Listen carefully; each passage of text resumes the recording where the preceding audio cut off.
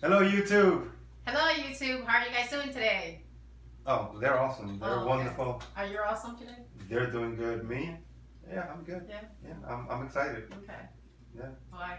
I'm going on a date What? With who?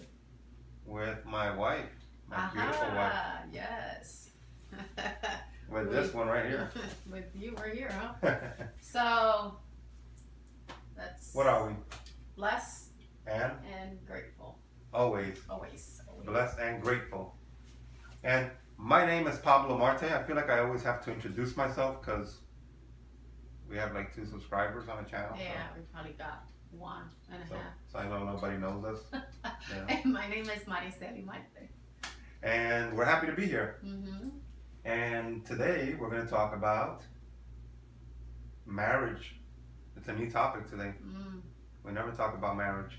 No. No, that's... Even though most of our stuff is about marriage. Oh, we're power marriage. Yeah. Not because we are a power marriage, not because we have the most healthiest, strongest marriage in the world. No. Our marriage can't bench press or anything. It's not a power marriage not yet. No, we can't even.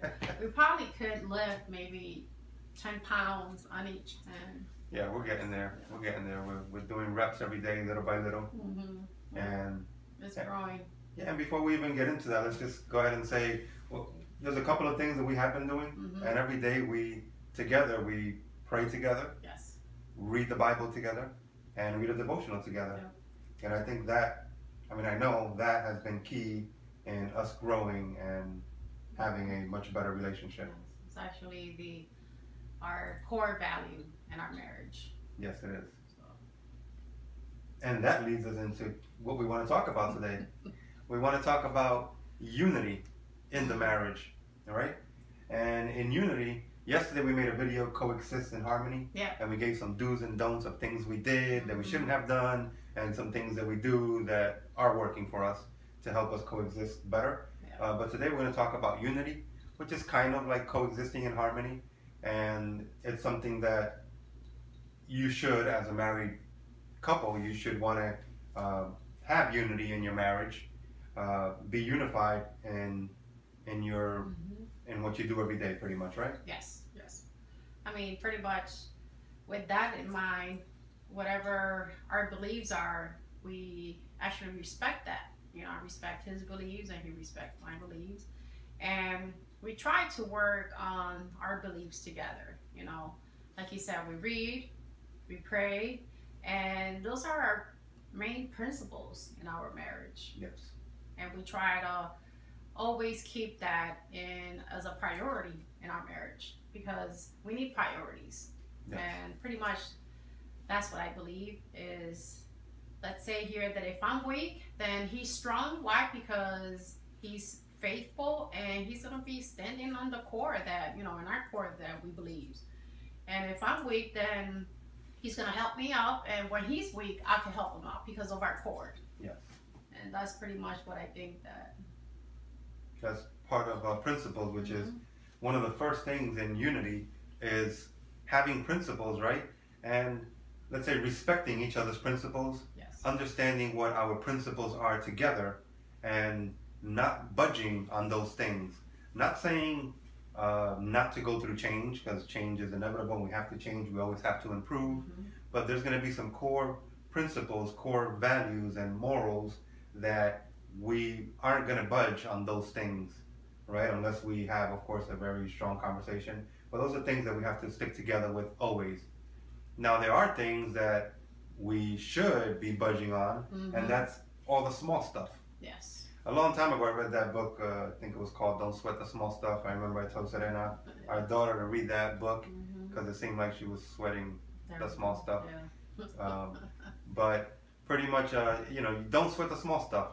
And like in our marriage, I know that I'm like a detail-oriented person, and a lot of things, before we got married, I was single for a while, so I was very controlling in how I lived my life, right? Everything was put in a certain place, and everything has to go here and has to go there. So when we married and we're living together, and after a while, we're putting the dishes here, we're putting these plates, cups over there, and then I'd find them out of order. It would irritate me, and I would get very upset. And many times, I'd say, why is this here? You know, I mean, it should be put over there. I mean, small things like doing the dishes. Oh, this is the right way of doing it. You know, do it this way and do it that way. And, you know, and I'd see her to say sweeping, and I'd say, well, think to myself, you know, I don't think I ever said anything about sweeping, but I said, you know, I'm thinking to myself, that she's doing it wrong. You know, that's not the way to do it, and I'd catch myself getting upset. This is the first time I've heard of this, guys. I mean, seriously. Yes. I mean, we did make a video about controlling, and I mentioned other things, and that's on our Facebook, not here on YouTube. We'll have to make one here on YouTube about that. But, like he said, you know, those little things. Again, I was a single mom with the kids, and before I even married him, I was very controlling. Of course, I had to be controlling in my environment because this was my environment. And I raised my kids a certain way that, like he was, everything had to be in a specific order, in a specific way.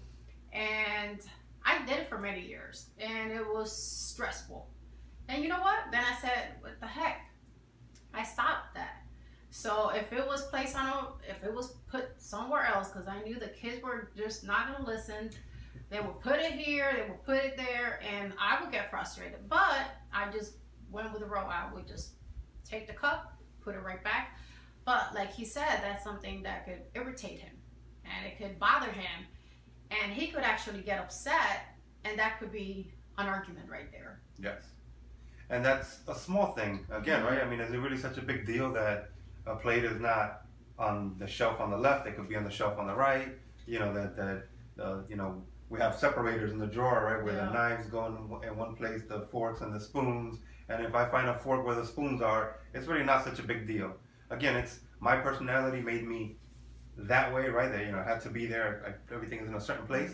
But it's not really such a big deal. You know, it's something that I had to learn and work on to let go. To just I mean, and where it doesn't bother me anymore. I mean, I go look for something. I mean, I might still feel a little. It's something that I've done for a long time, and things that habits, let's say that you've done for a long time. You know, habits die hard, right? I mean, I'm sure you've heard that. Yes. And even though you're implementing and doing new things, still those old ones every now and then do come back. But as long as you recognize it and, you know, don't sweat the small stuff, it's a very big thing. So the small stuff we call are things that are not, let's say, too important, things that we can budge and be liberal on, right? So not like a priority, not like our morals, not like our principles. So the small stuff we want to, you know, just let go of the small stuff, not worry so much about them, and not dwell on it. You know, just like he had another thing about the filter. What was it in? For the dryer. Yeah, for the dryer. That was another situation that I wasn't aware that it was really bothering him. And to the point was that he kept telling me, and I just kept saying, I'll tell the kids. But it wasn't the kids, it was actually me. The issue was, right, so the dryer, right, when you're done with the dryer, you remove the filter, clean out the lint, and we have a little trash bin right next to the dryer. But somebody would just clean the filter and put it right on top of the dryer. Never forget to throw it out. And it annoyed me that, all right, now that I take stuff out of the dryer, and now I'm going to fold it and put it on top of the dryer while I fold the rest, or it's something that annoyed me, and, you know, that I had to learn to live with. And again, it's a small thing, right? It's a small issue. It's not, you know, you don't sweat that. And then there's a number 3, which should always be, should be present in any marriage. I mean, I think, and it's definitely present in ours, is giving, sharing. Yes. And that's pretty much being serving. Yes. I try to be serving to my wife, right? And try to give without expectation of receiving. That's, you know, that's part of love. When you give of yourself and do things for the other person, even though you're not getting anything, let's say, in return, that, I mean, of course, I get the satisfaction that I did something that she enjoyed, but not doing, let's say, necessarily something that I like, but saying, hey, you like to go to the movies, I hate the movies. Well, guess what? Let's go to the movies and watch a movie that you want to watch, right? That's doing something, that's giving, that's serving. And if he wants to go like hiking or go to a park, which I don't enjoy at all, then I tell him, okay, well, let's go do something that you like. And that's me serving him, because I know he enjoys those little things. And that's where you keep also your marriage, you know, you keep refreshing and you keep blooming your marriage and you keep growing your marriage. Yes. Because you do those little things for each other. Yes, and that's kind of what we're talking about. Being a power marriage is doing reps.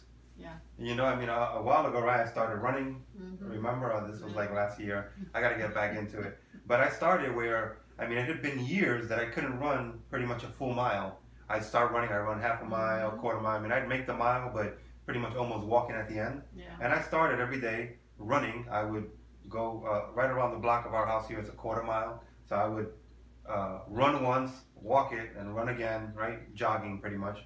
And it was difficult. Sometimes I couldn't make the whole quarter mile, and I'd walk, and then I, you know, but little by little I kept doing it.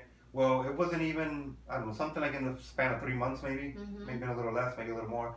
But right around there, I was running 6 miles nonstop.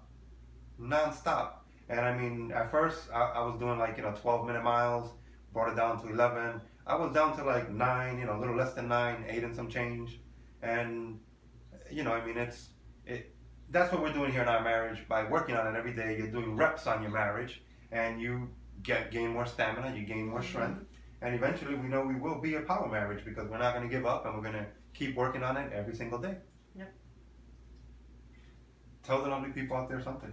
Well, it's we're gonna have a date today. I'm excited. We're going on a date. And that's it. I mean, and again, this is our date today. For me, is serving to get away from the house and to go out somewhere with my husband. That's for me is serving. Yes. You know. And we're gonna have a good time. Yes, we're gonna have a good time. You're gonna enjoy each other's company and enjoy the date. And I'm not even sure what's gonna take place over there. You said maybe some comedy. Yeah, it's kind of like it's a Christian couples that they do comedy together. So that's gonna be pretty. We're gonna go enjoy that. Yeah. And I just GPS'd it, and we're gonna take like a 48-minute drive. Yes. So we got a good. Yeah. All right, that's it, YouTube. Thank you so much for being here with us. Yes. They gotta let us know what they think, I mean, leave us something in the comments, You want me to get upset on myself? Go ahead and write something in the comments, let us know what you think. Let us know if you think that would lead to unity in a marriage. If you have your own ideas, let us know. We definitely like to know, and we try to always learn more. Yep. Subscribe to the channel if you haven't done so already. And that's it. Now that's it. That's it. All right. Have a good one. Bye, guys.